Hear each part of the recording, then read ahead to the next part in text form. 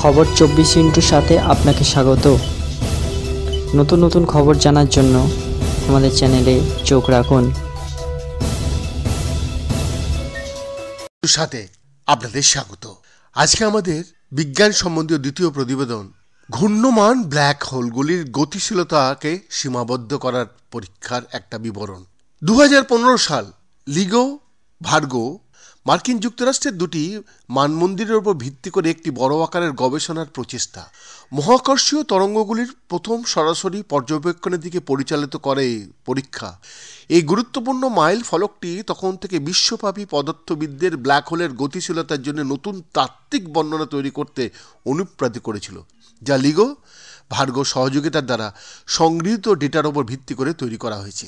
Uppsala university of Oxford এবং university de মন্সের গবেষকরা সম্প্রতি ফের ব্ল্যাক হোলের গতিশীলতা ব্যাখ্যা করার জন্য একটা পরীক্ষা শুরু করেছেন। তাত্ত্বিকভাবে ভবিষ্যৎবাণী করা ব্ল্যাক হোলগুলি একটি ধ্রুবক হারে ঘোরে বিশাল উচ্চ স্পিন কণার তত্ত্ব ব্যবহার করে।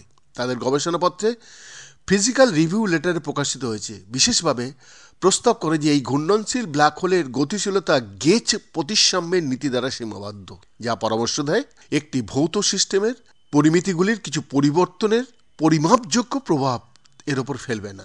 কাগজটির সহলেখক হেনরিক জনসন physics.org-কে বলেছেন, আমরা ঘূর্ণায়মান করা ব্ল্যাক হোল এবং বিশাল উচ্চ স্পিন করার মধ্যে একটি সংযোগ অনুসরণ করেছি।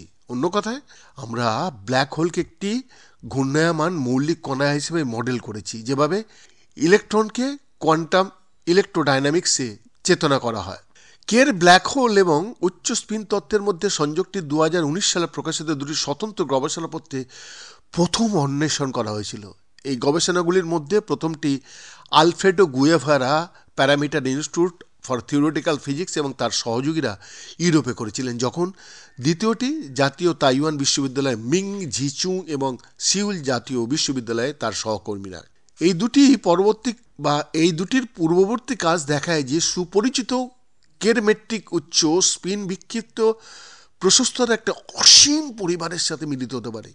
এই প্রশস্তগুলি প্রথম পদার্থবিদ নিমা আরকানি হামেদ, জুচেং হুয়াং এবং ইউটিন হুয়াং দ্বারা পূর্ববর্তী গবেষণার অংশ হিসেবে প্রাপ্ত হয়েছিল। যদিও এই পূর্ববর্তী ফলাফলগুলি উল্লেখযোগ্য, তারা এখনই আইনস্টাইন টেলিস্কোপ, লিজা এবং মহাজাগতিক এক্সপ্লোরারের মতো আসন্ন পরীক্ষা নিরীক্ষার পরিপ্রেক্ষিতে কের ব্ল্যাক হোল গতিবিদ্যাকে সঠিকভাবে বর্ণনা করার জন্য যথেষ্ট ছিল না। কিন্তু তবে জোহানসন বলেছিলেন, কিছু গুরুত্বপূর্ণ অনুপস্থিত তথ্য ব্ল্যাক হোল কম্পটন স্ক্যাটারিংয়ের প্রশস্ততার মধ্যে রয়েছে, যা বর্তমানে সাধারণ ঘূর্ণনের জন্য কিন্তু অজানা। তাদের গবেষণাপত্রে জোহানসন এবং তার সহকর্মীরা পরামর্শ দিয়েছিলেন যে গেজ প্রতিসাম্যের নীতিটি সফলভাবে ঘূর্ণায়মান ব্ল্যাক হোলের গতিবিদ্যাকে সীমাবদ্ধ করতে ব্যবহার করা যেতে পারে। তবে গবেষকরা এটাও দেখিয়েছেন যে বিশাল উচ্চ স্পিন গেজ প্রতিসাম্য, যা প্রথমে আর্নস্ট স্টুকেলবার্গ দ্বারা বর্ণিত একটি প্রক্রিয়া দ্বারা অবহিত করার পরে ইউরি জিনোভেভ দ্বারা আনুষ্ঠানিকভাবে জানানো হয়েছিল। পূর্ববর্তী কাগজগুলিতে রিপোর্ট করা কের বিক্ষিপ্ত প্রশস্ততা পুনরুত্থাপন করতে ব্যবহার করা যেতে পারে। ওনারা আরও দেখিয়েছেন যে অজানা ক্রম্পটন বিক্ষিপ্ত প্রশস্তগুলির গুরুতরভাবে সীমাবদ্ধ, এমনকি যদি স্বতন্ত্রতা অর্জনের জন্য আরও ইনপুট প্রয়োজন হয়, সেটাও জোহানসন বলেছেন। Higher spin quantum field theory তাদের জটিলতার জন্য কুখ্যাত, এমনকি কম স্পিন কিউএফটি যেমন স্ট্যান্ডার্ড মডেলের স্পিন 1 কেস এবং জেনারেল রিলেটিভিটি স্পিন 2 কেস অবশ্যই জটিল এবং তাদের ফর্মুলেশনগুলি মূলত গেজ প্রতিসাম্য এবং ডিফিওমরফিজম প্রতিসাম্য সাধারণ কোয়াভারেন্সের উপর নির্ভর করে। এই দুটি প্রতিসাম্যকে একটি অসীম মোয়ের সর্বনিম্ন দুটি স্তর হিসাবে বিবেচনা করা যেতে পারে। উচ্চ স্পিন গেজ প্রতিসাম্য বলা হয়। সত্যি কথা, নিত্যদিন কত জটিল জটিল গবেষণায় বিজ্ঞান সাধকরা নিজেদের নিয়োজিত করে রেখেছে। বৈদ্যনাথ দাসের রিপোর্ট, খবর 24/7।